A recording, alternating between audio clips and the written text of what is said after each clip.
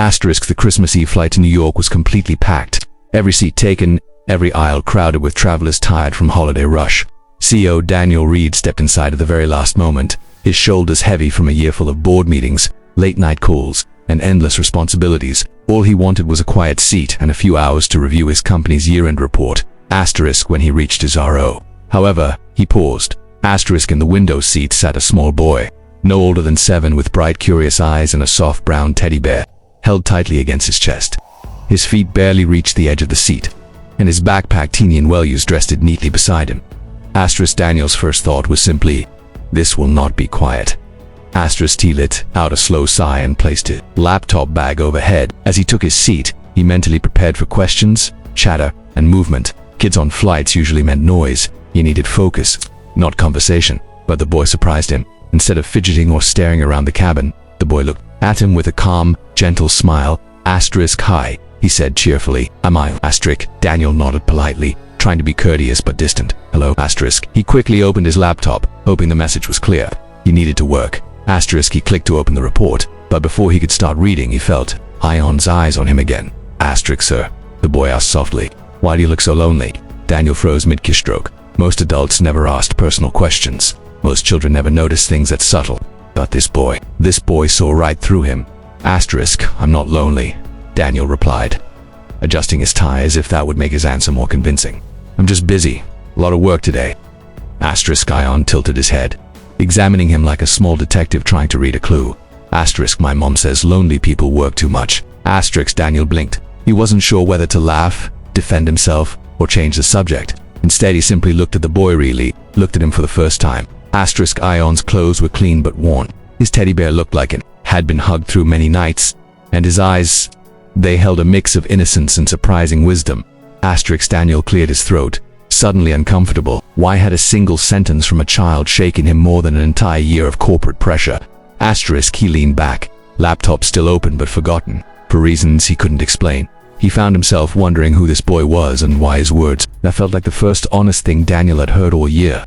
Asterisk, the moment the plane lifted off the runway, a sudden jolt of turbulence rippled through the cabin. Passengers murmured nervously, overhead bins rattled slightly, and the lights flickered for just a second. Daniel barely reacted. Years of flying. It had made him used to these moments, but something tugged gently at his sleeve. Asterisk, there was a YAAN. Asterisk. The little boy's fingers curled around Daniel's jacket, not out of fear but seeking reassurance, as if the small gesture connected him to something stable in the shaking world around him. Asterisk, Daniel saw. Are you scared?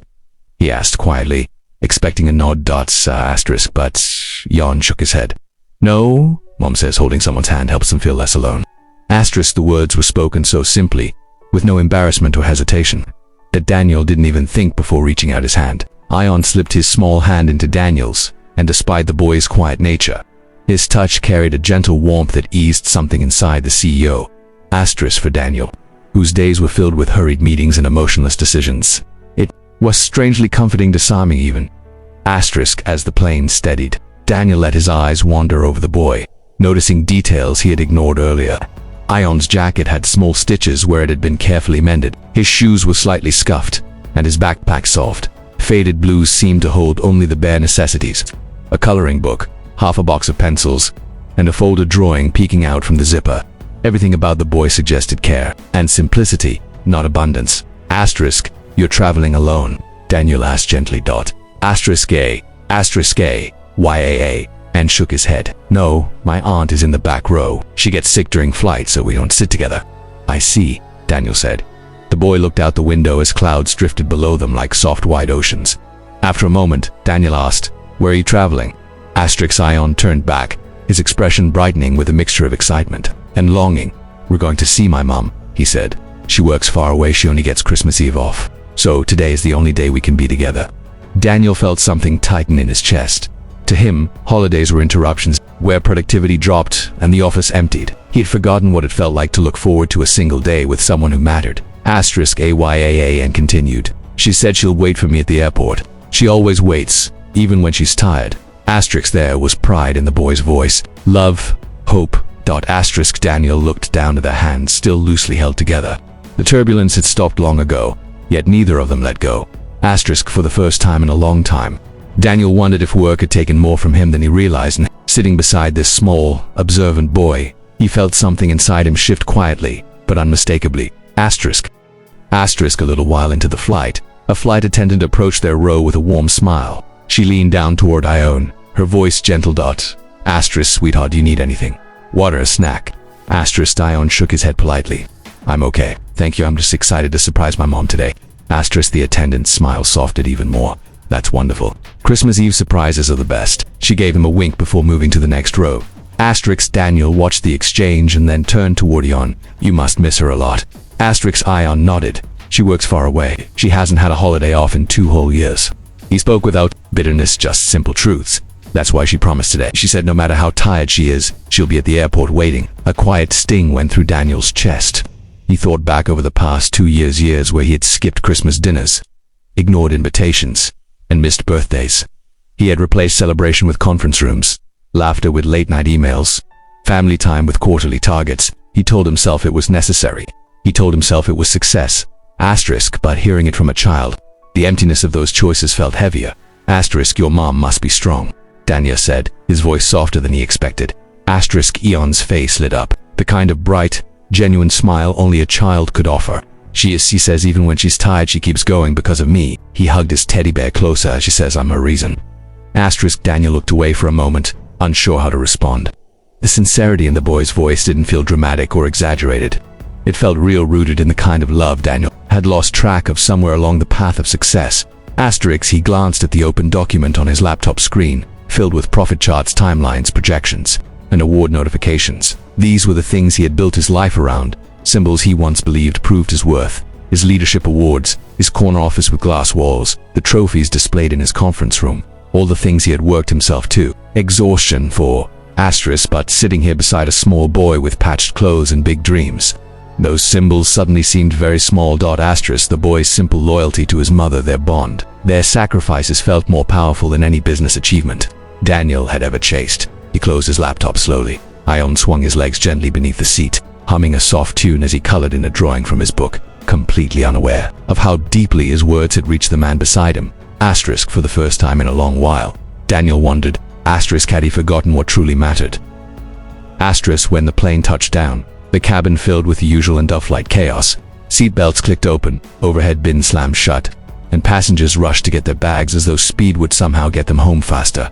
But Daniel didn't move quickly. Instead, he waited for Ione, matching his small steps as they made their way toward the exit. Asterisk. There was no reason for him to stay beside the boy, no obligation, no responsibility.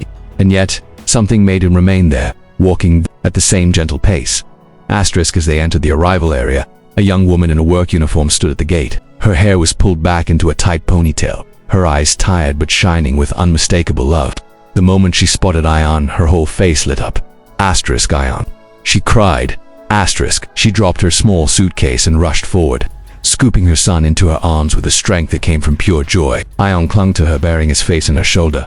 Asterisk. Mom, I made a new friend, he said excitedly, pointing toward Daniel. Asterisk. The woman turned to him and smiled, the kind that held gratitude deeper than words. Thank you for keeping my son company on the flight.